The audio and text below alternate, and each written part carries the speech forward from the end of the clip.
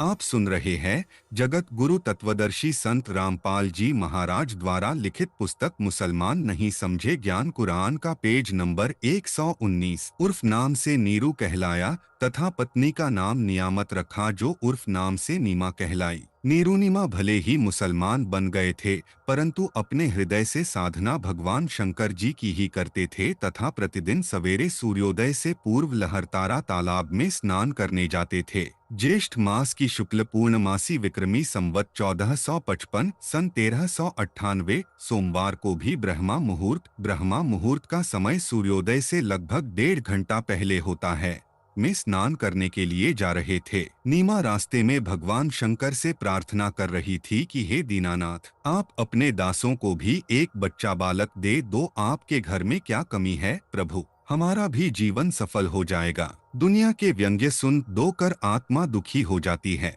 मुझ पापिन से ऐसी कौन सी गलती किस जन्म में हुई है जिस कारण मुझे बच्चे का मुख देखने को तरसना पड़ रहा है। हमारे पापों को क्षमा करो प्रभु, हमें भी एक बालक दे दो। यह कहकर नीमा फूट कर रोने लगी। तब नीरू ने धैर्य दिलाते हुए कहा, हे नीमा, हमारे भाग्य में संतान नहीं है। यदि भाग्य में संतान होती तो प्रभु शिव अवश्य प्रदान कर देते। आप रोक दो कर आंखें खराब कर लोगी। बालक भाग्य में है नहीं जो वृद्ध अवस्था में उंगली पकड़ लेता। आप मत रो, आपका बार दो रोना मेरे से देखा नहीं जाता। यह कहकर नीरू की आंखें भी भर आई। इसी तरह प्रभु की चर्चा व बालक प्राप्ति की याचना करते हुए उसी लहरतारा तालाब पर पहुंच गए। प्रथम नीमा ने प्रवेश किया, पश्चात नीरू ने स्नान करने को तालाब में प्रवेश किया। सुबह का अंधेरा शीघ्र ही उजाले में बदल जाता है। जिस समय नीमा ने स्नान किया था उस समय तक तो अंधेरा था। जब कपड़े बदलकर पुनः तालाब पर उस कपड़े को धोने के लिए गई जिसे पहनकर स्नान किया था, उस समय नीरू तालाब में प्रवेश करके गोते लगा दो कर मल मल कर स्नान कर रहा था। नीमा की दृष्टि एक कमल के फूल पर पड़ी जिस पर कोई वस्तु हिल रही थी। प्रथम नीमा ने जाना कोई सर्प है जो कमल के फूल पर बैठा अपने फन को उठाकर हिला रहा है। उसने सोचा कहीं यह सर्प मेरे पति को न डस ले। नीमा ने उसको ध्यानपूर्वक देखा, वह सर्प नहीं है, कोई बालक है जिसने एक पैर अपने मुख में ले रखा है तथा दूसरे को हिला रहा है। नीमा ने अपने पति से ऊंची आवाज में कहा, देखियो जी, एक छोटा बच्चा कमल के फूल पर लेटा है, वह जल में डूब न जाए। नीरू स्नान करते दो उसकी ओर न देखकर बोला, नीमा, बच्चों की चाह ने तुझे पागल बना दिया है। अब तुझे जल में भी बच्चे दिखाई देने लगे हैं। नीमा ने अधिक तेज आवाज में कहा, मैं सच कह रही हूँ, देखो सचमुच एक बच्चा कमल के फूल पर वह रहा। देखो देखो। नीमा की आवाज में परिवर्तन व अधिक कसक देखकर नीरू ने उस ओर देखा जिस ओर नीमा हाथ से संकेत कर रही थी। कमल के फूल पर नवजात शिशु को देखकर नीरू ने आव देखा न ताव झपट कर कमल के फूल सहित बच्चा उठाकर अपनी पत्नी को दे दिया। नीमा ने परमेश्वर कबीर जी को सीने से लगाया, मुख चूमा, पुत्रवत प्यार किया। जिस परमेश्वर की खोज में ऋषिमुनियों ने जीवन भर शास्त्र विधि विरुद्ध साधना की उन्हें नहीं मिला, वही परमेश्वर भक्त मती नीमा की गोद में खेल रहा था। जिस शांतिदायक परमेश्वर को आनंद आप सुन रहे हैं जगत गुरु तत्वदर्शी संत रामपाल जी महाराज द्वारा लिखित पुस्तक मुसलमान नहीं समझे ज्ञान कुरान का पेज नंबर 120 की प्राप्ति के लिए प्राप्त करने की इच्छा से साधना की जाती है, वही परमेश्वर नीमा के हाथों में सीने से लगा हुआ था। उस समय जो शीतलता व आनंद का अनुभव भक्त मती नीमा को हो रहा होगा उसकी कल्पना ही की जा सकती है। नीरू स्नान करके जल से बाहर आया। नीरू ने सोचा यदि हम इस बच्चे को नगर में ले जाएंगे तो शहर वासी हम पर शक करेंगे, सोचेंगे कि ये किसी के बच्चे को चुरा कर लाए हैं, कहीं हमें नगर से निकाल दें। इस डर से नीरू ने अपनी पत्नी से कहा, नीमा, इस बच्चे को यहीं छोड़ दे, इसी में अपना हित है। नीमा बोली, हे पति देव, यह भगवान शंकर का दिया खिलौना है। इस बच्चे ने पता नहीं मुझ पर क्या जादू कर दिया है कि मेरा मन इस बच्चे के वश हो गया है। मैं इस बच्चे को नहीं त्याग सकती। नीरू ने नीमा को अपने मन की बात से अवगत करवाया, बताया कि यह बच्चा नगर वासी हमसे छीन लेंगे, पूछेंगे कहाँ से लाए हो, हम कहेंगे लहरतारा तालाब में कमल के फूल पर मिला है। हमारी बात पर कोई भी विश्वास नहीं करेगा, हो सकता है वे हमें नगर से भी निकाल दें। तब नीमा ने कहा, मैं इस बालक के साथ देश निकाला भी स्वीकार कर लूंगी, परंतु इस बच्चे को नहीं त्याग सकती। मैं अपनी मृत्यु को भी स्वीकार कर लूंगी, परंतु इस बच्चे से भिन्न नहीं रह सकूंगी। नीमा का हठ देखकर नीरू को क्रोध आ गया तथा अपने हाथ को थप्पड़ मारने की स्थिति में उठाकर आंखों में आंसू भरकर करुणाभरी आवाज में बोला, नीमा, मैंने आज तक तेरी किसी भी बात को नहीं ठुकरवाया। यह जानकर कि हमारे कोई बच्चा नहीं है, मैंने तुझे पति तथा पिता दोनों का प्यार दिया है। तू मेरे नम्र स्वभाव का अनुचित लाभ उठा रही है। आज मेरी स्थिति को न समझकर अपने हठी स्वभाव से मुझे कष्ट दे रही है। विवाहित जीवन में नीरू ने प्रथम बार अपनी पत्नी की ओर थप्पड़ मारने के लिए हाथ उठाया था तथा कहा कि या तो इस बच्चे को यहीं रख दे, वरना आज मैं तेरी बहुत पिटाई करूंगा। उसी समय नीमा के सीने से चिपके बालक रूपधारी परमेश्वर बोले, हे नीरू, आप मुझे अपने घर ले चलो, आप पर कोई आपत्ति नहीं आएगी। मैं सतलोक से चलकर तुम्हारे हित के लिए यहाँ आया हूँ। नवजात शिशु के मुख से उपरोक्त वचन सुनकर नीरू नूर अल्ली डर गया, कहीं यह कोई देव या पितर या कोई सिद्ध पुरुष न हो और मुझे श्राप न दे दे। इस डर से नीरू कुछ नहीं बोला, घर की ओर चल पड़ा। पीछे उसकी पत्नी परमेश्वर को प्यार करती हुई चल पड़ी। प्रतिदिन की तरह ज्येष्ठ मास की पूर्णमासी विक्रमी संवत 1455 1398 ईस्वी सोमवार को भी एक अष्टानंद नामक ऋषि, जो स्वामी रामानंद ऋषि जी के शिष्य थे, काशी शहर से बाहर बने लहरतारा तालाब के स्वच्छ जल में स्नान करने के लिए प्रतिदिन की तरह गए। ब्रह्मा मुहूर्त का समय था। ब्रह्मा मुहूर्त का समय सूर्योदय से लगभग 1.5 घंटा पूर्व का होता है। ऋषि अष्टानंद जी ने लहरतारा तालाब में स्नान किया। वे प्रतिदिन वहीं बैठकर कुछ समय अपनी पाठ पूजा किया करते थे। ऋषि अष्टानंद जी ध्यान मग्न होने की चेष्टा कर ही रहे थे। उसी समय उन्होंने देखा कि आकाश से एक प्रकाश पुंज नीचे की ओर आता दिखाई दिया। वह इतना तेज प्रकाश था, उसे ऋषि जी की चर्म दृष्टि सहन नहीं कर सकी। जिस प्रकार आंखें सूर्य की रोशनी को सहन नहीं कर पाती। सूर्य के प्रकाश को देखने के पश्चात आंखें बंद करने पर सूर्य का आकार। आप सुन रहे हैं जगत गुरु तत्वदर्शी संत रामपाल जी महाराज द्वारा लिखित पुस्तक मुसलमान नहीं समझे ज्ञान कुरान का पेज नंबर 121 दिखाई देता है, उसमें प्रकाश अधिक नहीं होता। इसी प्रकार प्रथम बार परमेश्वर के प्रकाश को देखने से ऋषि जी की आंखें बंद हो गई। बंद आंखों में शिशु को देखकर फिर से आंखें खोली। ऋषि अष्टानंद जी ने देखा कि वह प्रकाश लहरतारा तालाब पर उतर गया, जिससे पूरा सरोवर प्रकाशमान हो गया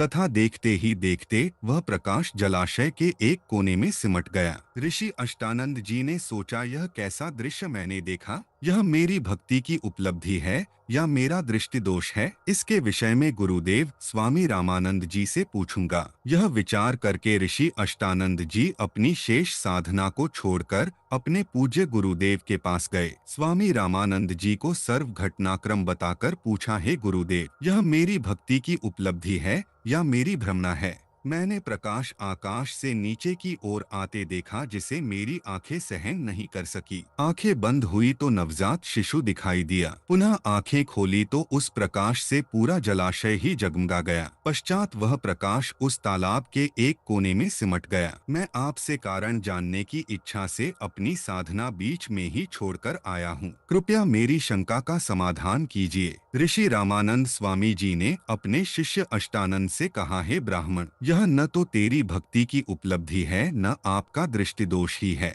इस प्रकार की घटनाएं उस समय होती हैं जिस समय ऊपर के लोकों से कोई देव पृथ्वी पर अवतार धारण करने के लिए आते हैं। वह किसी स्त्री के गर्भ में निवास करता है, फिर बालक रूप धारण करके नर लीला करके अपना अपेक्षित कार्य पूर्ण करता है। कोई देव ऊपर के लोकों से आया है, वह काशी नगर में किसी के घर जन्म लेकर अपना प्रारब्ध पूरा करेगा। उपरोक्त वचनों द्वारा ऋषि रामानंद स्वामी जी ने अपने शिष्य अष्टानंद की शंका का समाधान किया। उन ऋषियों की यही धारणा थी कि सर्व अवतार गण माता के गर्भ से ही जन्म लेते हैं। पारख के अंक की वाणी नंबर 385 391। गरीब कोई कहे वरुण धर्मराय है, कोई कहते ईश। 16 कला सुभान गति, कोई कहे जगदीश। 385। गरीब भक्ति मुक्ति ले उतरे, मेटन तीनूता मोमन के डेरा लिया, कहे कबीराबा। 386। गरीब दूध न पीवे न अन्न भख है, नहीं पलने झूलंत, अधर अमान ध्यान में कमल कला फूलंत। 387 गरीब कोई कहे छल ईश्वर नहीं, कोई किन्नर कहलाए, कोई कहे गण ईश का ज्यों ज्यों मातृसाए। 388 गरीब काशी में अचरज भया, गई जगत की नींद, ऐसे दुल्हे उतरे ज्यों कन्या वर बीन। 389 गरीब खलक मुलक देखन गया, राजा पर जारी, जम्बूदीप जिहान में उतरे शब्द अतीत। 390 आप सुन रहे हैं जगत गुरु तत्वदर्शी संत रामपाल जी महाराज द्वारा लिखित पुस्तक मुसलमान नहीं समझे ज्ञान कुरान का पेज नंबर 122। गरीब दुनी कहे योह देव है, देव कहत हैं ईश, ईश कहे परब्रह्म है, पूरन 20वें 20। 391 सरलार्थ बालक को लेकर नीरू तथा नीमा अपने घर जुलाहा मोहल्ला कॉलोनी में आए। जिस भी नर व नारी ने नवजात शिशु रूप में परमेश्वर कबीर जी को देखा वह देखता ही रह गया। परमेश्वर का शरीर अति सुंदर था, आंख जैसे कमल का फूल हो, घुंघराले बाल, लंबे हाथ, लंबी लंबी अंगुलियां, शरीर से मानो नूर झलक रहा हो। पूरी काशी नगरी में ऐसा अद्भुत बालक नहीं था। जो भी देखता वहीं अन्य को बताता कि नूर अली को एक बालक तालाब पर मिला है, आज ही उत्पन्न हुआ शिशु है। डर के मारे लोग लाज के कारण किसी विधवा ने डाला होगा। बालक को देखने के पश्चात उसके चेहरे से दृष्टि हटाने को दिल नहीं करता, आत्मा अपने आप खिंची जाती है। पता नहीं बालक के मुख पर कैसा जादू है। पूरी काशी परमेश्वर के बालक रूप को देखने को उमड़ पड़ी। स्त्री पुरुष झुंड के झुंड बनाकर मंगल गाने गाते हुए नीरू के घर बच्चे को देखने को आए। बच्चे कबीर परमेश्वर को देखकर कोई कह रहा था यह बालक तो कोई देवता का अवतार है, कोई कह रहा था यह तो साक्षात विष्णु जी ही आए लगते हैं, कोई कह रहा था यह भगवान शिव ही अपनी काशी नगरी को कृतार्थ करने को उत्पन्न हुए हैं, कोई कह रहा था यह तो किन्नर का अवतार है, कोई कह रहा था यह पित्तर नगरी से आया है। यह सर्व वार्ता सुनकर नीमा अप्रसन्न होकर कहती थी कि मेरे बच्चे के विषय में कुछ मत कहो, हे अल्लाह मेरे बच्चे की इनकी नजर से रक्षा करना। तुमने कभी बच्चा देखा भी है कि नहीं? ऐसे समूह के समूह मेरे बालक को देखने आ रहे हों। आने वाले स्त्री पुरुष बोले, हे नीमा, हमने बालक तो बहुत देखे हैं परंतु आपके बालक जैसा नहीं देखा, इसीलिए हम इसे देखने आए हैं। ऊपर अपने दो लोकों से श्री ब्रह्मा जी, श्री विष्णु जी तथा श्री शिवजी भी झांक कर देखने लगे। काशी के वासियों के मुख से अपने में से श्री ब्रह्मा, श्री विष्णु तथा शिव में से एक यह बालक होने की बात सुनकर बोले कि यह बालक तो किसी अन्य लोक से आया है, इसके मूल स्थान से हम भी अपरिचित हैं, परंतु है बहुत शक्ति युक्त कोई सिद्ध पुरुष है। शिशु कबीर परमेश्वर का नामांकन पारख के अंकी वाणी नंबर 392 393। गरीब काजी गए कुरान ले, धरी लड़के का नाम, अक्षर अक्षर में फुरिया, धन कबीर बलीजा। 392 गरीब सकल कुरान कबीर हैं, हरफ लिखे जो लेख, काशी के काजी कहें गई दीन की टेक। 393 सरलार्थ नीरू नूर अली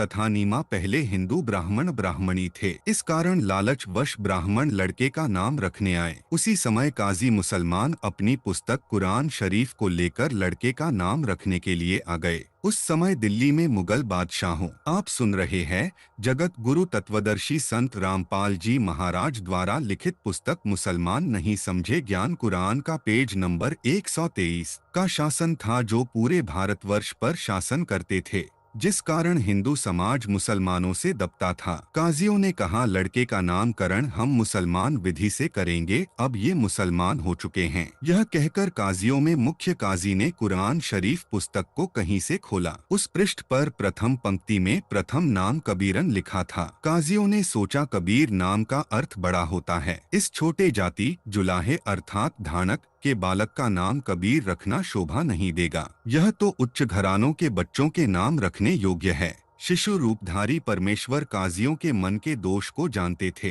काजियों ने पुनः पवित्र कुरान शरीफ को नाम रखने के उद्देश्य से खोला। उन दोनों पृष्ठों पर कबीरक बीर कबीर अखर लिखे थे, अन्य लेख नहीं था। काजियों ने फिर कुरान शरीफ को खोला, उन पृष्ठों पर भी कबीरक बीर कबीर अक्षर ही लिखा था। काजियों ने पूरी कुरान का निरीक्षण किया तो उनके द्वारा लाई गई कुरान शरीफ में सर्व अक्षर कबीरक बीरक बीरक बीर हो गए। काजी बोले, इस बालक ने कोई जादू मंत्र करके हमारी कुरान शरीफ को ही बदल डाला। तब कबीर परमेश्वर शिशु रूप में बोले, हे काशी के काजियों, मैं कबीर अल्लाह अर्थात अल्लाहु अकबर हूँ, मेरा नाम कबीर ही रखो। काजियों ने अपने साथ लाई कुरान को वहीं पटक दिया तथा चले गए। बोले, इस बच्चे में कोई प्रेत आत्मा बोलती है। शिशु कबीर देव द्वारा कुंवारी गाय का दूध पीना पारख के अंक की वाणी नंबर 394 397। गरीब शिव उतरे शिवपुरी से, अविगत बदन विनोद महके कमल खुशी भये, लिया ईश कून गोद। 394। गरीब नजर नजर से मिल गई, किया ईश प्रणाम। धनी मोमन धनी पूर्णा, धनी काशी निहका। 395। गरीब 7 बार चर्चा करी, बोले बालक बैन।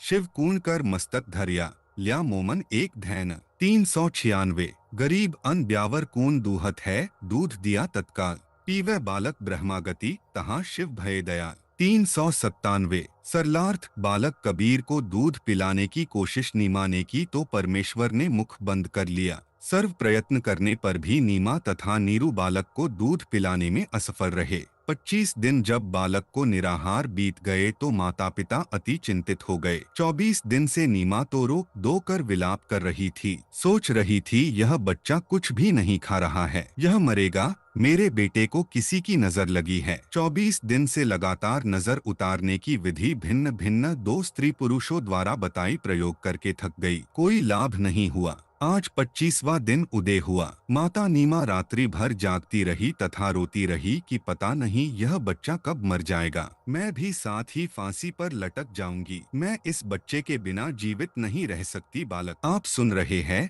जगत गुरु तत्वदर्शी संत रामपाल जी महाराज द्वारा लिखित पुस्तक मुसलमान नहीं समझे ज्ञान कुरान का पेज नंबर 124। कबीर का शरीर पूर्ण रूप से स्वस्थ था तथा ऐसे लग रहा था जैसे बच्चा प्रतिदिन 1 किलोग्राम 1 सेर दूध पीता हो, परंतु नीमा को डर था कि बिना कुछ खाए पिए यह बालक जीवित रह ही नहीं सकता, यह कभी भी मृत्यु को प्राप्त हो सकता है। यह विचार करके चिंतित थी। भगवान शंकर के साथ साथ निराकार प्रभु की भी उपासना तथा उससे की गई प्रार्थना जब व्यर्थ रही तो अति व्याकुल होकर रोने लगी। भगवान शिव एक ब्राह्मण ऋषि का रूप बनाकर नीरू की झोंपड़ी के सामने खड़े हुए तथा नीमा से रोने का कारण जानना चाहा।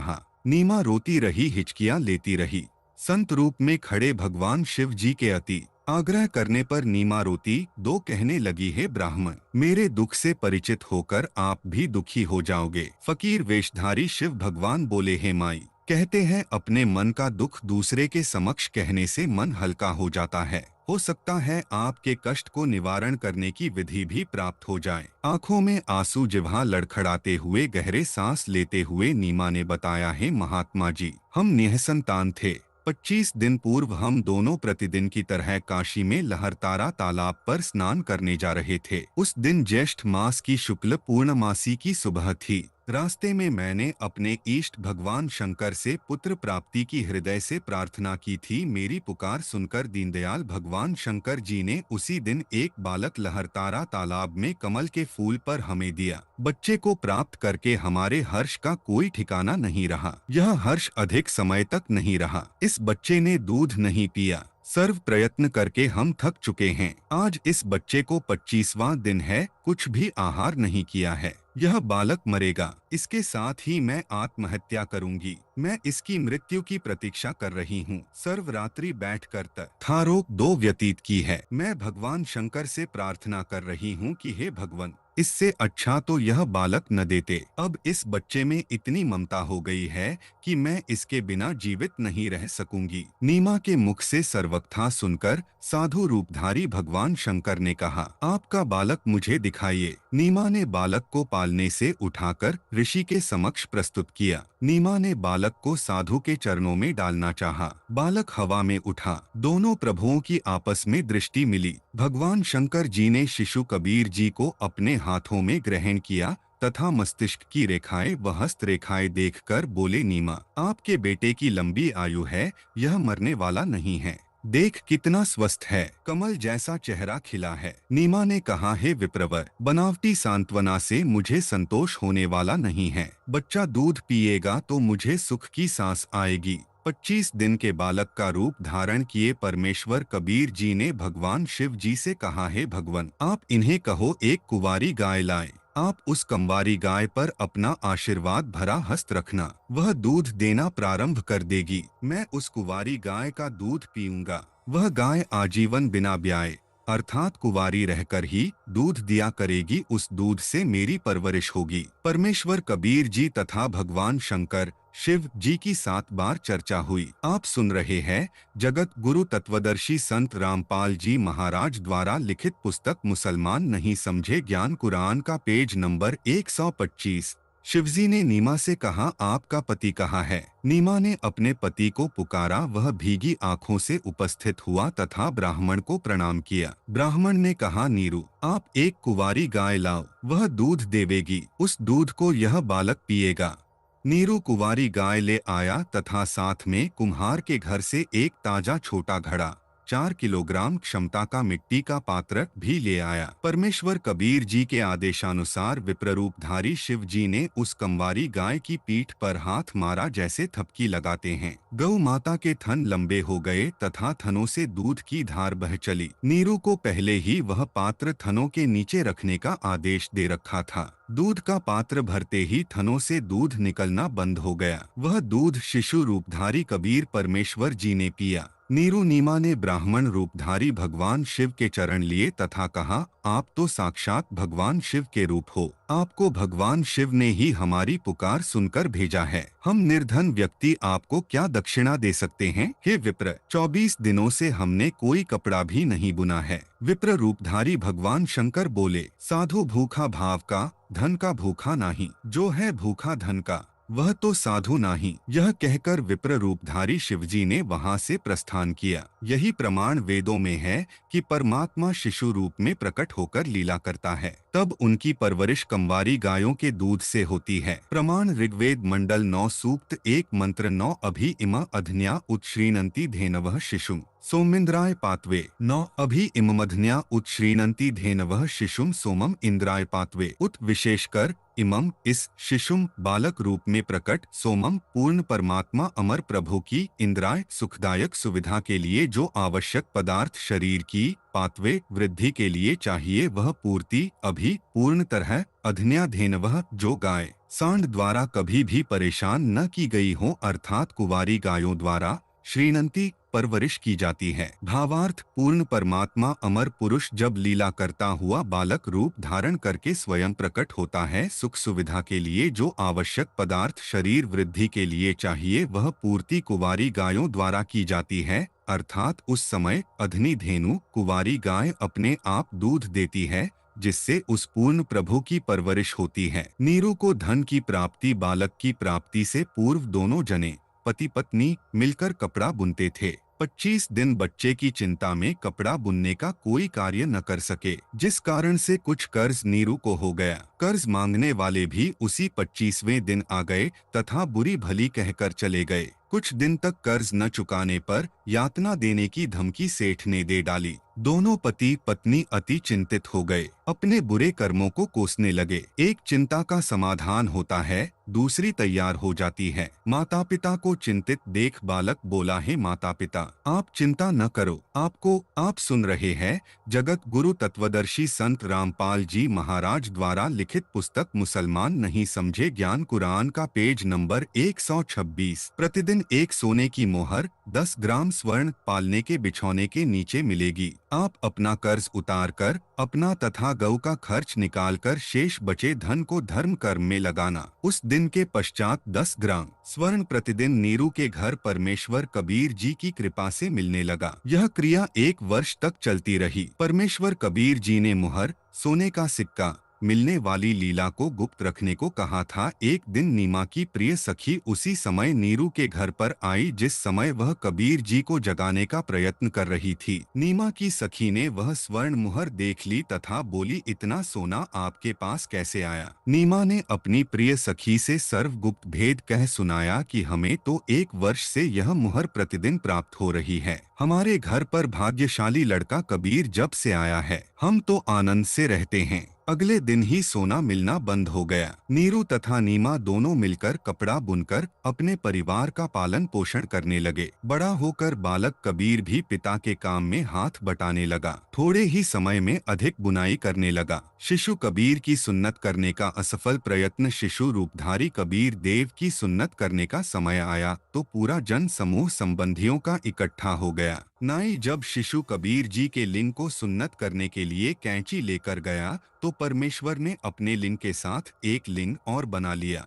फिर उस सुन्नत करने को तैयार व्यक्ति की आंखों के सामने 3 लिंग और बढ़ते दिखाए कुल 5 लिंग एक बालक के देखकर वह सुन्नत करने वाला आश्चर्य में पड़ गया। तब कबीर जी शिशु रूप में बोले, भैया एक ही लिंग की सुन्नत करने का विधान है ना मुसलमान धर्म में? बोल, शेष 4 की सुन्नत कहाँ करानी है? जल्दी बोल। शिशु को ऐसे बोलते सुनकर तथा 5 लिंग बालक के देखकर नाई ने अन्य उपस्थित व्यक्तियों को बुलाकर वह अद्भुत दृश्य दिखाया। सर्व उपस्थित जन समूह यह देखकर अचंभित हो गया। आपस में चर्चा करने लगे, यह अल्लाह का कैसा कमाल है, एक बच्चे को 5 पुरुष लिंग। यह देखकर बिना सुन्नत किए ही चला गया। बच्चे के 5 लिंग होने की बात जब नीरू व नीमा को पता चला तो कहने लगे, आप क्या कह रहे हो, यह नहीं हो सकता। दोनों बालक के पास गए तो शिशु को केवल एक ही पुरुष लिंग था, 5 नहीं थे। तब उन दोनों ने उन उपस्थित व्यक्तियों से कहा, आप क्या कह रहे थे, देखो कहाँ है, बच्चे के 5 लिंग केवल एक ही है।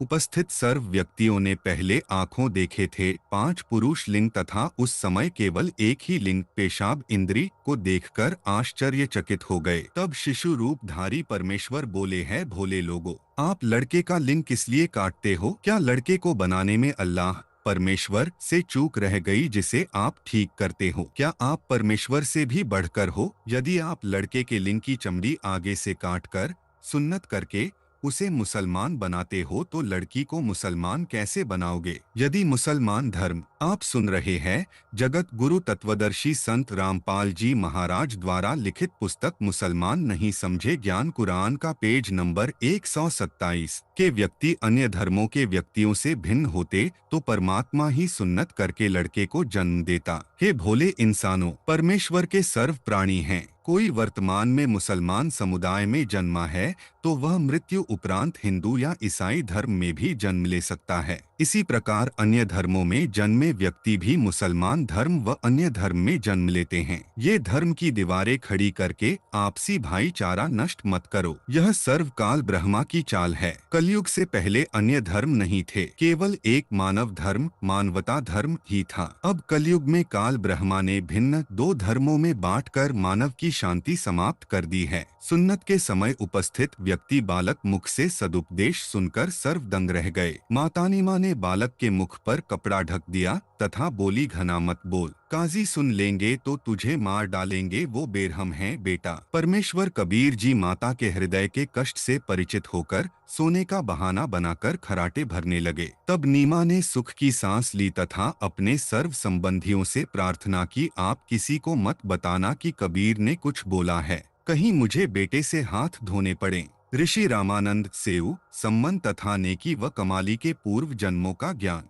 ऋषि रामानंद जी का जीव सत्ययुग में विद्याधर ब्राह्मण था जिसे परमेश्वर सत सुकृत नाम से मिले थे। त्रेतायुग में वह वेदविज्ञ नामक ऋषि था जिसको परमेश्वर मुनिंद्र नाम से शिशु रूप में प्राप्त हुए थे तथा कमाली वाली आत्मा सत्य युग में विद्याधर की पत्नी दीपिका थी। त्रेता युग में सूर्या नाम की वेदविज्ञ ऋषि की पत्नी थी। उस समय इन्होंने परमेश्वर को पुत्रवत पाला तथा प्यार किया था। उसी पुण्य के कारण ये आत्माएं परमात्मा को चाहने वाली थी। कलयुग में भी इनका परमेश्वर के प्रति अटूट विश्वास था। ऋषि रामानंद व कमाली वाली आत्माएं ही सत्ययुग में ब्राह्मण विद्याधर तथा ब्राह्मणी दीपिका वाली आत्माएं थी जिन्हें ससुराल से आते समय कबीर परमेश्वर एक तालाब में कमल के फूल पर शिशु रूप में मिले थे।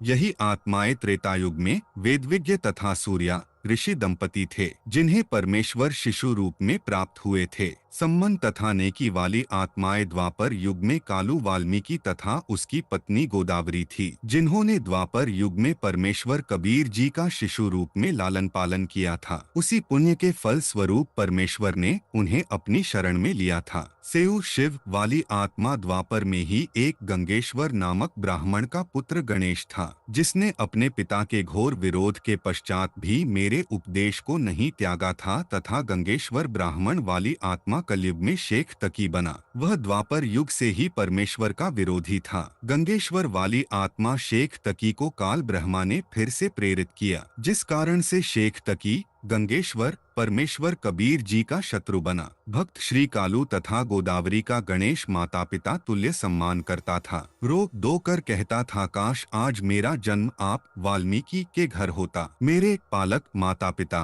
कालू तथा गोदावरी भी गणेश से पुत्रवत प्यार करते थे। उनका मोह भी उस बालक में अत्यधिक हो गया था। इसी आप सुन रहे हैं जगत गुरु तत्वदर्शी संत रामपाल जी महाराज द्वारा लिखित पुस्तक मुसलमान नहीं समझे ज्ञान कुरान का पेज नंबर 128। कारण से वे फिर से उसी गणेश वाली आत्मा अर्थात सेऊ के माता पिता नेकी तथा सम्मन बने। सम्मन की आत्मा ही नौशेरवा शहर में नौशेरखा राजा बना। फिर बलख बुखारे का बादशाह अब्राहिम अधम सुल्तान हुआ, तब उसको पुनः भक्ति पर लगाया। सुल्तान इब्राहिम इब्न अधम की संपूर्ण कथा इसी पुस्तक के पृष्ठ 221 पर लिखी है। सतगुरु रामपाल जी से निवेदन है कि जब हम मुसलमान भाइयों से ज्ञान चर्चा करते हैं, उनके प्रश्नों का उत्तर हम नहीं दे पाते, कृपया इनका जवाब कैसे दें? प्रश्न यह है, प्रश्न कुरान ज्ञान उतारने वाला अल्लाह प्रभु कादर नहीं है, यह कैसे माना जाए? क्योंकि कुरान मजीद में सूरह साद 38 आयत नंबर 41 से 42 में प्रमाण है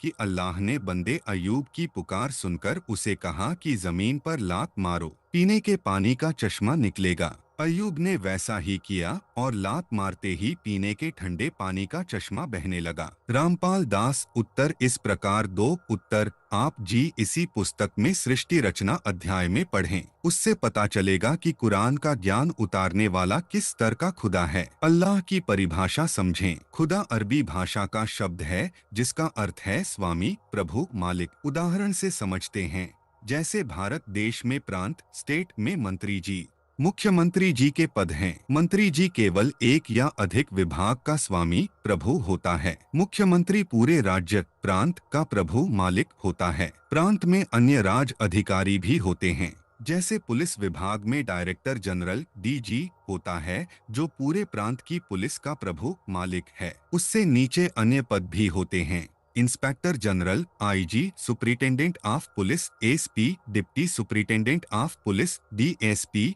फिर थानेदार, एसएचओ तथा अन्य पुलिस मुलाजिम होते हैं। पूरे भारत देश का मालिक प्रभु स्वामी राष्ट्रपति जी हैं। दूसरे नंबर पर प्रधानमंत्री जी पूरे भारत के मालिक प्रभु हैं। इनके बाद अन्य विभागीय मंत्रीगण अपने अपने विभागों के प्रभु मालिक होते हैं, परंतु प्रधानमंत्री जी सब मंत्रियों मुख्यमंत्रियों से अधिक शक्तिमान पावरफुल होते हैं। सूक्ष्म वेद में लिखा है कि जो कादर अल्लाह का बताया हुआ संपूर्ण अध्यात्म ज्ञान है, उसमें कहा है कि कबीर जो जा की शरणा बसै ताको ताकी लाज, जल सौ ही मछली चढ़े बह जाते गजराज। अर्थात जो व्यक्ति जिस प्रभु साहब का मित्र है, वह साहब अपने स्तर का लाभ अपने मित्र को तुरंत सम्मान के साथ दे देता है, जो जन साधारण को नहीं मिल सकता। जैसे किसी का दोस्त थानेदार स्टेशन हेडक्वार्टर ऑफिसर है, वह थाने में किसी के काम के लिए जाता है तो उसका दोस्त दरोगा उसको सम्मान के साथ कुर्सी पर बैठाता है, चाय पिलाता है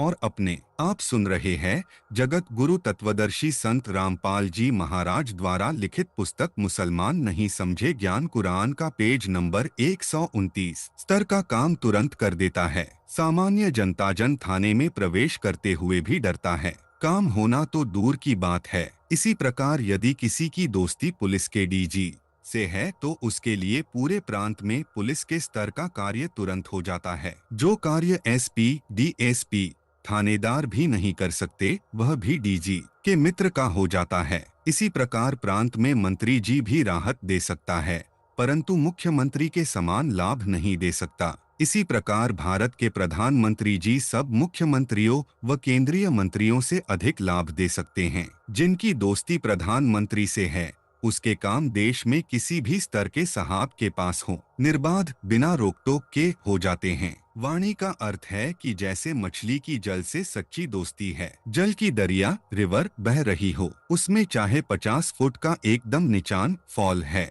ऐसे फाल पानी नीचे गिरने वाले स्थान पर पानी बहुत तेजी से नीचे गिरता है। उसके सामने यदि गजराज हाथियों में सबसे ताकतवर हाथी भी आ जाए तो वह जल प्रवाह उस हाथी को भी बहा ले जाता है। परंतु मछली उस फाल के नीचे वाले स्तर पर बह रहे जल से ऊपर वाले स्तर पर यानी 50 फुट ऊपर सम्मुख सीधे चढ़ जाती है। यानी जल ने अपनी दोस्त मछली को अपने स्तर की सुविधा दे रखी है, जिसे हाथी प्राप्त नहीं कर सकता। अब आसानी से समझ सकेंगे कि कुरान मजीद की सूरह साद 38 आयत नंबर 41 से 42 में जो चश्मा लात मारने से अय्यूब के अल्लाह ने जमीन से निकाल दिया, कारण यह है कि प्रत्येक प्रभु में अपने स्तर की शक्ति है। कुरान मजीद शरीफ का ज्ञान देने वाला काल ब्रह्मा ज्योति निरंजन है। इसकी सत्ता 21 ब्रह्मंडों पर है। उनमें से एक ब्रह्मंड के सब लोकों में जीव हैं। जिस ब्रह्मंड में हम हैं, इसका प्रभु भी यह काल ब्रह्मा है। इसके स्तर की साधना करने से यह चमत्कार करता है। इसके द्वारा बताई भक्ति क्रियाओं से जन्नत स्वर्ग में सदा नहीं रहा जा सकता। जन्म तथा मृत्यु का चक्र सदा बना रहेगा। कुत्ते, गधे, सुअर आदि पशुओं व पक्षियों, जीव जंतुओं के शरीरों में कष्ट प्रत्येक जीव को उठाना पड़ता है। चाहे कोई भक्ति इबादत करे चाहे ना करे, इबादत न करने वाले सीधे नरक में जाते हैं। फिर पशु पक्षी आदि के जीवन भोगते हैं। इबादत करने वालों को कुछ समय स्वर्ग का सुख मिल जाता है, उनको भी नरक जहन्नम में गिरना पड़ता है। अन्य जीवों के शरीरों में भी कष्ट भोगना पड़ता है। केवल सृष्टि उत्पन्न करने वाले कादर अल्लाह, जिसे गीता अध्याय 8 श्लोक 3 में परम अक्षर ब्रह्मा कहा है, तथा उसी की जानकारी इसी अध्याय के श्लोक 8 से 10 तथा 20 से 22 में तथा गीता अध्याय 15 श्लोक 17, गीता अध्याय 18 श्लोक 46, 61 से 62 में तथा अनेकों अन्य स्थानों पर गीता में है,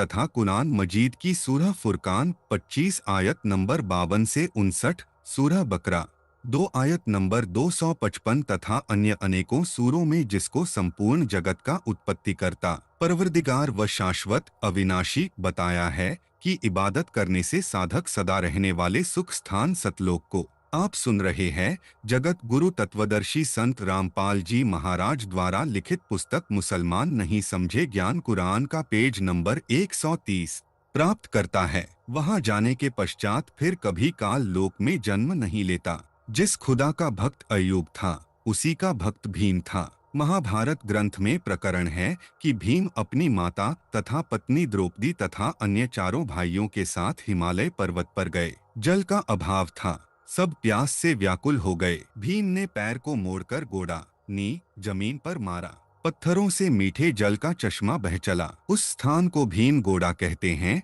जो भारत के उत्तराखंड राज्य में हरिद्वार शहर के पास है। केवल ऐसे चमत्कारों के होने से कादर खुदा नहीं माना जा सकता। कादर खुदा कबीर जी ने अपने भक्त बीरदेव सिंह बघेल काशी के नरेश के लिए जंगल में ऊंची सूखी पहाड़ी के ऊपर मीठे जल का तालाब बना दिया। उसके चारों ओर फलदार वृक्षों का बाग लगा दिया, क्योंकि राजा तथा उसके साथ सैकड़ों सैनिक शिकार के लिए जंगल में बहुत आगे तक चले गए थे। वे सब भूख तथा प्यास से मरने लगे थे, प्राण जाने को हो गए थे। उनके जीवन की रक्षा की। इस करिश्मे के साथ साथ पूर्ण मोक्ष भी कबीर अल्लाह अपने भक्त को पूर्ण मोक्ष भी प्रदान करता है। भक्त को सदा सर्वश्रेष्ठ जन्नत में रहने के लिए स्थान देता है। जो जितना प्रभु खुदा है, वह अपनी लाज इज्जत रखने के लिए अपने भक्त को अपने स्तर का लाभ देता है। कबीर अल्लाह ताला की समर्थता की अधिक जानकारी के लिए अध्याय हजरत आदम से हजरत मोहम्मद तक में पढ़ें। ढेर सारे प्रमाण प्रश्न कुरान मजीद की सूरह साद 38 आयत नंबर 45 से 51 में हमारे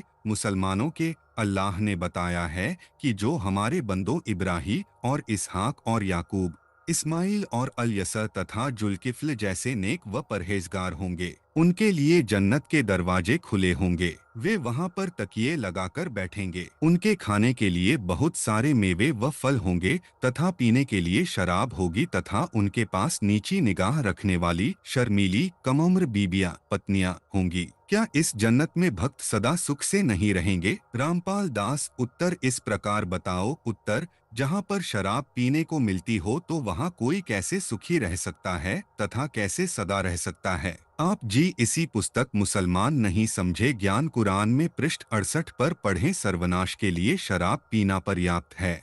पुराणों में कथा है, स्वर्ग जन्नत में नल तथा कुबर नाम के दो देवता थे जो कुबेर देवता के पुत्र थे। एक दिन दोनों ने शराब पी ली और एक दरिया के किनारे नंगे होकर उत्पात मचाने लगे। उस दरिया में उसी स्थान पर देवताओं फरिश्तों की पत्नियां बेटियां स्नान कर रही थी जो शर्म के मारे मुख फेर कर दरिया के जल में गहरे पानी में खड़ी थी। ऋषि नारद जी वहां से गुजर रहे थे। नल तथा कुबर ने ऋषि नारद जी की भी शर्म नहीं की। उसी प्रकार औरतों की ओर अभद्र संकेत करते रहे। ऋषि जी ने उनको समझाया परंतु शराब जो सिर में चढ़ी थी नहीं माने।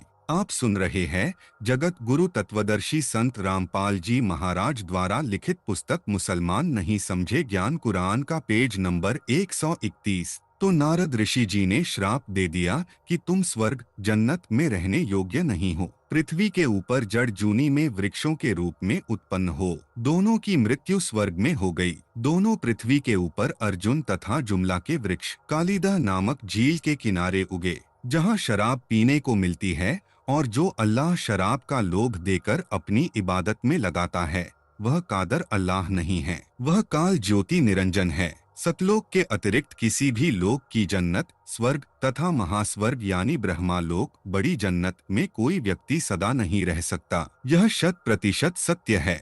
विशेष कुरान मजीद की उपरोक्त सूरह साद 38 की आयत नंबर 45 से 51 में यह भी लिखा है कि जन्नत बहिसत में जाने वालों को कम उम्र अपनी आयु के समान आयु वाली बीवियां पत्नियां मिलेंगी जो नीची निगाहों वाली यानी बड़ी शर्मीली होंगी। इस काल ज्योति निरंजन अल्लाह कुरान का ज्ञान देने वाले अल्लाह ने कहा कि जैसा मुसलमान भाई बताते हैं कि सब मानव कयामत तक मरते रहेंगे, उनको कब्रों में जमीन में दफनाते दबाते रहेंगे।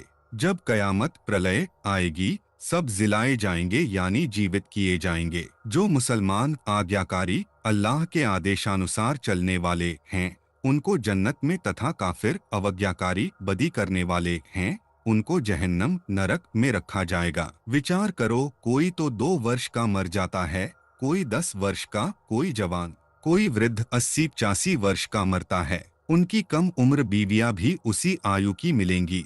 60 वर्ष के पुरुष की 60 वर्ष की बीवी होगी, 70 वर्ष के पुरुष की 70 वर्ष की बीवी होगी। ऐसे ही अन्य आयु वालों की दशा होगी। वे चाहे नीची निगाह वाली हों चाहे ऊंची निगाह वाली हो, उनको जन्नत में खाक सुख मिलेगा। यह काल ज्योति निरंजन का जाल है। इसके द्वारा भ्रमित ज्ञान दिया जाता है ताकि सब मानव पाप करके यहीं जन्मते मरते रहें, नरक स्वर्ग व अन्य पशु पक्षियों के शरीरों में भटकते रहें। प्रश्न, यह कैसे माना जाए कि कुरान मजीद का ज्ञान देने वाला काल ज्योति निरंजन है? रामपाल दास उत्तर, प्रमाण पवित्र पुस्तक कुरान मजीद में ही पर्याप्त हैं। आप जी को यह तो ज्ञान है कि हजरत आदम से लेकर हजरत मोहम्मद तक का खुदा एक ही है। हजरत मूसा जी को भी पवित्र पुस्तक तौरेत उसी ने प्रदान नाजिल की थी। कुरान मजीद सूरह अल कसस 28 आयत नंबर 29 से 32 में तथा सूरह ताहा 20 आयत नंबर 9 से 23 में लिखा है कि हजरत मूसा ने तुर कातुर पर्वत के ऊपर आग जलती ज्योति देखी। उसने अपने परिवार के लोगों से कहा, तुम सब यहीं ठहरो, मैं उस आग से तुम्हारे लिए अंगार ले आता हूँ। जब मूसा उस आग के निकट पहुँचा तो देखा कि वह लकड़ी से जलने वाली आग नहीं है, वह तो अलौकिक प्रकाश है। उस रोशनी से आवाज आई कि हे मूसा, मैं तेरा रब हूँ, तू जूती उतारकर नंगे पैरों से इस पर्वत पर चढ़। जब मूसा कुछ दूरी पर रह गया तो उस ज्योति में से आवाज फिर आई कि मूसा, तू अपनी लाठी मेरी ओर फेंक दो। मूसा ने लाठी फेंक दी जो एक सांप बनकर चलने लगी। फिर कहा कि मैं तेरे को अपना रसूल बनाता हूँ, तेरे को किताब की आप सुन रहे हैं जगत गुरु तत्वदर्शी संत रामपाल जी महाराज द्वारा लिखित पुस्तक मुसलमान नहीं समझे ज्ञान कुरान का पेज नंबर 132। निशानी देता हूँ आदि आदि कहा। इससे सिद्ध हुआ कि ज्योति निरंजन जिसे काल कहा जाता है उसी ने मूसा को तौरेत किताब उतारी नाजिल की। वही हजरत आदम से हरजत मोहम्मद तक का रब है। इसने प्रतिज्ञा कर रखी, कसम खा रखी है कि मैं अपने वास्तविक स्वरूप में किसी को दर्शन नहीं दूंगा, सब कार्य करूंगा। कसम किस लिए खा रखी है यह आप इसी पुस्तक के पृष्ठ 263 से 321 तक अध्याय सृष्टि रचना में पढ़ें। श्रीमद् भगवत गीता का ज्ञान भी इसी ज्योति निरंजन यानी काल ब्रह्मा ने श्री कृष्ण जी में प्रवेश करके अर्जुन को बताया था। गीता अध्याय 7 श्लोक 24 से 25 में काल ब्रह्मा ने कहा है कि श्लोक 24 बुद्धिहीन व्यक्ति मेरे अनुत्तम घटिया अव्ययम अटल नियम को नहीं जानते, इसलिए मुझे श्री कृष्ण व्यक्ति रूप में आया कृष्ण मानते हैं। श्लोक 25 मैं अपनी योग माया से शक्ति से छिपा रहता हूँ, किसी के प्रत्यक्ष नहीं होता। यह अज्ञानी जन समुदाय कभी मनुष्य की तरह जन्म न लेने वाले को नहीं जानता। अर्थात ज्योति निरंजन काल ने स्पष्ट कर दिया कि मेरा अटल नियम है कि मैं छिपा रहता हूँ, सबके सामने कभी भी प्रत्यक्ष नहीं होता, सब कार्य छुपकर करता रहता हूँ। गीता अध्याय 11 श्लोक 32 में स्पष्ट किया है कि मैं काल हूँ, सबका नाश करने के लिए अब श्री कृष्ण में आया हूँ यानी कृष्ण के शरीर में प्रवेश हुआ हूँ। श्री कृष्ण जी के शरीर में प्रवेश करके श्रीमद् भगवत गीता का ज्ञान बोला था। ऐसे ही चारों किताबों जबूर, तौरेत, इंजिल तथा कुरान का ज्ञान गुप्त रहकर बताया है। यह कादर सृष्टि की उत्पत्ति करने वाला अल्लाह नहीं है। कबीर खुदा ने इसको काल कराल शैतान कहा है। अन्य प्रमाण कुरान मजीद की सूरह अल बकरा 2 आयत नंबर 35 से 38 तक कुरान का ज्ञान देने वाला अल्लाह कह रहा है कि आयत नंबर 35 फिर हमने आदम से कहा तुम और तुम्हारी पत्नी दोनों जन्नत स्वर्ग में रहो और यहाँ जी भरकर जो चाहो खाओ, किंतु इस पेड़ के निकट न जाना नहीं तो जालिमों में गिने जाओगे। आयत नंबर 36 अंततः शैतान ने उन दोनों को उस पेड़ की ओर प्रेरित करके हमारे आदेश की अवहेलना करवा दी।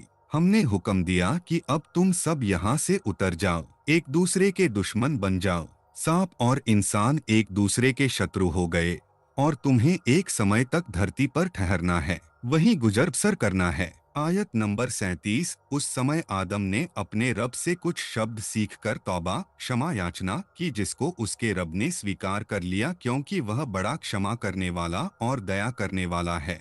आयत नंबर 38 हमने कहा कि तुम अब यहाँ से उतर जाओ, फिर मेरी ओर से जो मार्गदर्शन तुम्हारे पास पहुँचे उस अनुसार चलना। जो मेरे मार्गदर्शन के अनुसार चलेंगे। आप सुन रहे हैं जगत गुरु तत्वदर्शी संत रामपाल जी महाराज द्वारा लिखित पुस्तक मुसलमान नहीं समझे ज्ञान कुरान का पेज नंबर 133। उनके लिए किसी भय और दुख का मौका न होगा। कुरान मजीद से लेख समाप्त।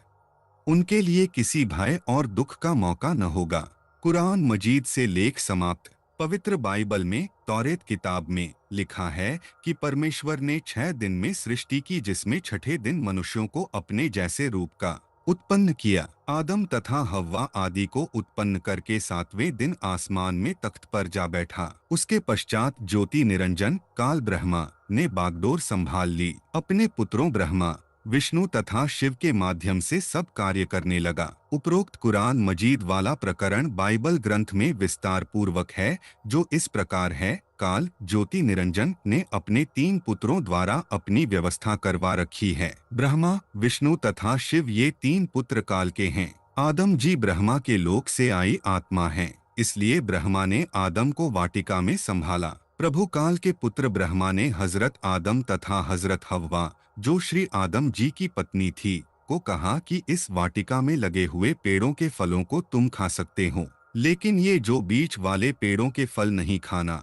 अगर खाओगे तो मर जाओगे। परमेश्वर ऐसा कहकर चला गया। उसके बाद सर्प आया और कहा कि तुम ये बीच वाले पेड़ों के फल क्यों नहीं खा रहे हो। हव्वा जी ने कहा कि भगवान अल्लाह ने हमें मना किया है कि अगर तुम इनको खाओगे तो मर जाओगे, इन्हें मत खाना। सर्प ने फिर कहा कि भगवान ने आपको बहकाया हुआ है। वह नहीं चाहता है कि तुम प्रभु के सदृश ज्ञानवान हो जाओ। यदि तुम इन फलों को खा लोगे तो तुम्हें अच्छे और बुरे का ज्ञान हो जाएगा। आपकी आंखों पर से अज्ञानता का पर्दा हट जाएगा जो प्रभु ने आपके ऊपर डाल रखा है। यह बात सर्प ने आदम की पत्नी हव्वा से कही थी। हव्वा ने अपने पति हजरत आदम से कहा कि हम ये फल खाएंगे तो हमें भले बुरे का ज्ञान हो जाएगा। ऐसा ही हुआ। उन्होंने वह फल खा लिया तो उनकी आंखें खुल गई तथा वह अंधेरा हट गया जो भगवान ने उनके ऊपर अज्ञानता का पर्दा डाल रखा था। जब उन्होंने देखा कि हम दोनों निवस्त्र हैं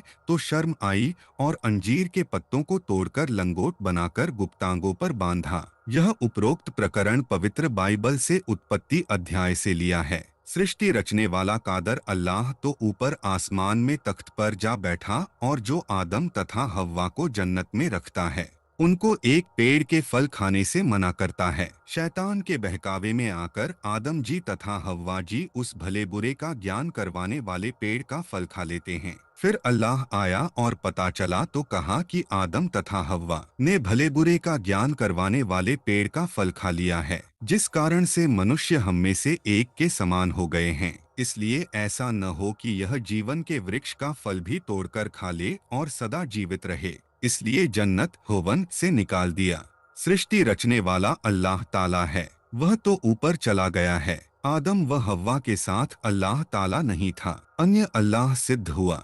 वह उपरोक्त कुरान मजीद की सूरह अल आप सुन रहे हैं। जगत गुरु तत्वदर्शी संत रामपाल जी महाराज द्वारा लिखित पुस्तक मुसलमान नहीं समझे ज्ञान कुरान का पेज नंबर 134 बकरा 2 की आयत 35 से 38 में कुरान मजीद का ज्ञान देने वाला स्वीकार कर रहा है कि मैंने आदम व हव्वा को जन्नत में रखा और गलती करने पर जन्नत स्वर्ग से निकाल दिया, धरती पर छोड़ दिया। इससे सिद्ध हुआ कि कुरान मजीद का ज्ञान देने वाला यानी हजरत आदम से हजरत मोहम्मद तक का रब कादर अल्लाह सृष्टि रचने वाला नहीं है, वे एक से अधिक हैं। यह सब प्रपंच ज्योति निरंजन काल ब्रह्मा का है। यह स्वयं किसी के सामने नहीं आता, कहीं स्वयं आग रूप में प्रकट होकर मानव को भ्रमित करता है, कभी अपने तीनों पुत्रों द्वारा भ्रमित करता है, कभी अपने तीनों पुत्रों में से एक में प्रवेश करके ज्ञान बताता है, कभी सीधा मानव में प्रवेश करके बोलता है। कुछ सत्य ज्ञान कुछ असत्य तथा अधूरा ज्ञान बताकर अपने जाल में फंसा कर रखता है। असत्य कथन का प्रमाण पवित्र कुरान मजीद में सूरह अल बकरा 2 आयत नंबर 38 में ज्योति निरंजन कुरान मजीद का ज्ञान देने वाले ने कहा है कि हे आदम तथा हव्वा, तुम धरती पर उतर जाओ, मैं तुम्हें मार्गदर्शन करूंगा यानी किताब नाजिल करूंगा। उसमें धर्म कर्म की जानकारी बताऊंगा तथा परहेज मर्यादा बताऊंगा। जो मेरे मार्गदर्शन के अनुसार चलेंगे उनके लिए किसी भय और दुख का मौका नहीं होगा। जब हम हजरत मोहम्मद जी की जीवनी पढ़ते हैं तो रोना आता है कि जिस महान आत्मा ने कुरान मजीद का ज्ञान देने वाले अल्लाह की प्रत्येक आज्ञा का पालन तन मन धन से किया, उसी के मार्गदर्शन में अंतिम श्वास तक चले, फिर भी हजरत मोहम्मद सल्लल्लाहु वसल्लम जी का जीवन दुखों से भरा था, जिसको उसी अल्लाह ने अपना रसूल बनाकर भेजा था। जब नबी मोहम्मद जी माता के गर्भ में थे तो पिताजी का देहांत हो गया। जब 6 वर्ष के हुए तो माता जी मर गई। जब 8 वर्ष के हुए तो दादाजी चल बसे जो बालक मोहम्मद की परवरिश कर रहे थे।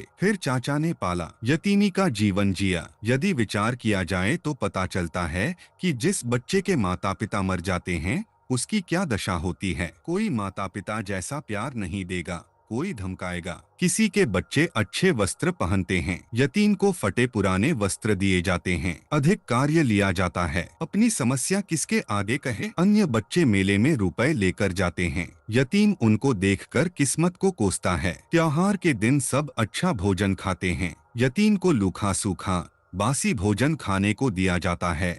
आदि आदि घोर कष्ट भोगता है। 25 वर्ष की आयु तक विवाह नहीं हुआ। फिर 40 वर्षीय खदीजा नाम की विधवा से विवाह हुआ। खदीजा पहले 2 बार विधवा हो चुकी थी। हजरत खदीजा जी से आप जी को 3 पुत्र तथा 4 पुत्री संतान उत्पन्न हुई। आपकी आंखों के सामने तीनों पुत्र आंखों के तारे मृत्यु को प्राप्त हुए। काल यानी ज्योति निरंजन के बताए कुरान मजीद के ज्ञान का प्रचार करने में घोर संकट का सामना करना पड़ा। अनेकों लड़ाई लड़ी, विरोधियों द्वारा 3 वर्ष बहिष्कार किया गया। उस दौरान आप सल्लडॉट का सारा खानदान महादुखी रहा। बच्चों ने पत्ते खाकर विल्ख विल्ख कर जीवन जिया। हजरत मोहम्मद जी का 63 वर्ष की आयु में महाकष्ट भोगकर इंतकाल देहांत हुआ। आप सुन रहे हैं जगत गुरु तत्वदर्शी संत रामपाल जी महाराज द्वारा लिखित पुस्तक मुसलमान नहीं समझे ज्ञान कुरान का पेज नंबर 135। कुरान ज्ञान दाता ने ऊपर सूरह अल बकरा 2 की आयत नंबर 38 में कहा है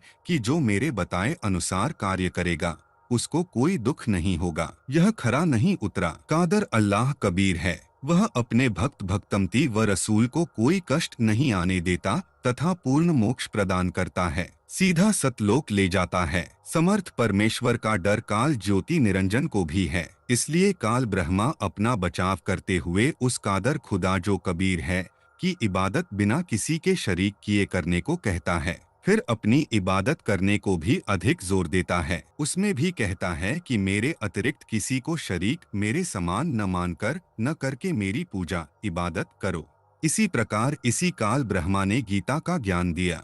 उसमें अध्याय 8 श्लोक 1 में अर्जुन ने प्रश्न किया कि हे प्रभु, आपने गीता अध्याय 7 श्लोक 29 में जो तक ब्रह्मा बताया है वह कौन है? इसका उत्तर काल ब्रह्मा ने गीता अध्याय 8 के श्लोक 3 में दिया है। बताया है कि वह परम अक्षर ब्रह्मा है। फिर अध्याय 8 के श्लोक 5 तथा 7 में अपनी पूजा करने को कहा है तथा श्लोक 8, 9, 10 में अपने से अन्य परम अक्षर ब्रह्मा की पूजा करने को कहा है। स्पष्ट किया है कि मेरी भक्ति करेगा तो मेरे पास मेरे लोक में रहेगा। यदि उस परम अक्षर ब्रह्मा समर्थ परमेश्वर की भक्ति करेगा तो उसको प्राप्त हो जाएगा, उसके सतलोक में जाएगा। अपने विषय में गीता अध्याय 2 श्लोक 12, अध्याय 4 श्लोक 5, अध्याय 10 श्लोक 2 में स्पष्ट किया है कि जन्म तथा मृत्यु तेरी भी होती रहेगी तथा मेरी भी। गीता अध्याय 18 श्लोक 46, 61 में उस समर्थ परमेश्वर के विषय में कहा है कि यह परम अक्षर ब्रह्मा कादर सृष्टि की उत्पत्ति व पालनकर्ता परमेश्वर वह है जिसने इस संसार की रचना की है। वही इसको सहारा देकर अपनी शक्ति से रोके हुए है तथा सब जीवों को उनके कर्मों अनुसार अन्य प्राणियों के शरीरों में स्वर्ग, नरक व फिर मानव के शरीरों में भ्रमण करवाता है। यानी समर्थ परमेश्वर ने विधान बना रखा है कि जो जैसे कर्म करेगा उसका फल अवश्य मिलेगा। गीता अध्याय 18 श्लोक 62 में कहा है कि हे अर्जुन, तू सर्वभाव से उस परमेश्वर की शरण में जा। उस परमात्मा की कृपा से ही तू परम शांति को तथा सनातन परम धाम अमर लोक को प्राप्त होगा। गीता अध्याय 15 श्लोक 4 में कहा है कि तत्वज्ञान बाखबर तत्वदर्शी संत से प्राप्त करके उसके पश्चात उस उपरोक्त परमेश्वर के उस परम पद सतलोक की खोज करनी चाहिए, जहाँ जाने के पश्चात साधक लौटकर संसार में कभी नहीं आता। उसकी पूजा करो। गीता अध्याय 15 श्लोक 16 में बताया है कि क्षर पुरुष काल ब्रह्मा तथा अक्षर पुरुष ये 2 प्रभु इस नाशवान लोक में हैं। ये दोनों तथा इनके अंतर्गत जितने प्राणी हैं सब नाशवान हैं, आत्मा सबकी अमर हैं। गीता अध्याय 15 श्लोक 17 में कहा है कि उत्तम प्रभु यानी पुरुषोत्तम तो उपरोक्त दोनों से भिन्न है। आप सुन रहे हैं जगत गुरु तत्वदर्शी संत रामपाल जी महाराज द्वारा लिखित पुस्तक मुसलमान नहीं समझे ज्ञान कुरान का पेज नंबर 136। जो वास्तव में परमात्मा कहा जाता है, जो तीनों लोकों में प्रवेश करके सबका धारण पोषण करता है, वह अविनाशी परमेश्वर है। गीता में यह भी स्पष्ट किया है कि उस परमेश्वर की भक्ति अनन्य भाव से करो, यानी उसके अतिरिक्त किसी अन्य देव को उसके साथ न पूजो। अपने विषय में भी यही कहा है कि मेरी भक्ति करो, किसी अन्य देवता को मेरे समान मानकर न पूजो। इसी प्रकार कुरान ज्ञान देने वाले ने सूरह अंबिया 21 आयत नंबर 92, 30, 31, 32 में अपनी इबादत करने को कहा है तथा अपनी महिमा बताई है। सूरह बकरा 2 आयत नंबर 255 में अपने से अन्य परमेश्वर की महिमा बताई है तथा सूरह फातिर 1 आयत नंबर 1 से 7 में समर्थ रहमान की इबादत करने को कहा है। उपरोक्त प्रमाणों से सिद्ध हुआ कि कुरान मजीद शरीफ का ज्ञान देने वाला काल ब्रह्मा ज्योति निरंजन है, जो सबको धोखा देकर रखता है, अधूरा ज्ञान बताकर अपने जाल में फंसाकर रखता है, पाप कर्म करने की भी प्रेरणा करता है, युद्ध लड़ाई झगड़े करवाता रहता है ताकि सब जीव दुखी रहें, भक्ति न करें, करें तो गलत भक्ति इबादत करें। अन्य प्रमाण कुरान मजीद सूरह सजदा 32 आयत नंबर 13, कुरान का ज्ञान देने वाले अल्लाह ने कहा है कि मेरी ओर से यह बात करार पा चुकी है कि मैं जिन्नों और मनुष्यों से दोजख को भर दूंगा। हम चाहते तो हर शख्स को हिदायत दे देते, लेकिन मैंने जिन्नों तथा मनुष्यों से दोजख नरक को भरना है। साधना अधूरी बताता है, मांस खाने की छूट देता है, जिस कारण से नरक ही भरेगा, जन्नत में तो जा ही नहीं सकते। कुरान का ज्ञान देने वाला लड़ाई करने के लिए प्रेरित करता है। प्रमाण के लिए सूरह अन-निसा 4 आयत नंबर 71 से 84 तक। आयत नंबर 71, ऐ लोगो जो ईमान लाए हो, मुकाबले के लिए हर समय तैयार रहो, फिर जैसा अवसर हो अलग अलग टुकड़ियों के रूप में निकलो या इकट्ठे होकर। आयत नंबर 72, हाँ तुम में कोई कोई आदमी ऐसा भी है जो लड़ाई से जी चुराता है। आयत नंबर 74, 84, आठ, ए नबी तुम अल्लाह की राह में लड़ो। इस प्रकार की वह्य संदेश भेज कर हजरत मोहम्मद जी को आजीवन लड़ाई करने में लगाए रखा। उनका जीवन नरक बना रहा। परिवार के अंदर मृत्यु का कहर, दुश्मनों से लड़ा कर कर्म खराब करवाए और उस भक्त आत्मा को यथार्थ ज्ञान भी नहीं बताया, न यथार्थ भक्ति की विधि बताई। इसका प्रमाण इस बात से है कि सूरह फुरकान 25 आयत नंबर 52 से 59 में कहा है कि कादर अल्लाह कबीर है, जिसने सब रचना की है, उसकी खबर किसी बाखब से जानो। इससे स्वसिद्ध है कि कुरान का ज्ञान अधूरा है।